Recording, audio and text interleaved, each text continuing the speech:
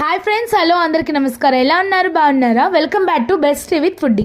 ఈరోజు మన ఛానల్లో చికెన్ బిర్యానీ చేశానండి. ఇప్పుడైతే దీన్ని పులావ్ అంటున్నారు, కొంతమంది అయితే చికెన్ రైస్ అంటున్నారు, మళ్ళీ కొత్త కొత్త పేర్లు పెడుతున్నారు, చికెన్ దమ్ బిర్యానీ అది ఇదని. మేమైతే దీన్ని చికెన్ బిర్యానీ అనే అంటామండి. మా నాన్నగారు చికెన్ బిర్యానీ చేయడంలో స్పెషలిస్ట్ అనమాట. నేను ఆయన దగ్గర నేర్చుకోలేదు, కానీ మా ఇంట్లో మా అక్క వాళ్ళ దగ్గర నేర్చుకున్నాను. చాలా బాగా చేస్తానండి. దీని ఫుల్ వీడియో మన ఛానల్లో ఉంది.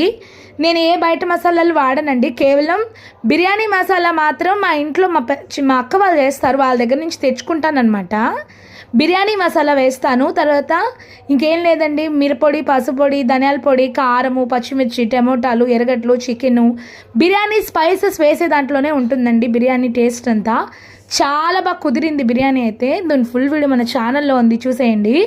ఖచ్చితంగా మీరు ఎంకరేజ్ చేస్తారని కోరుకుంటున్నాను. ఎంకరేజ్ చేయండి, లైక్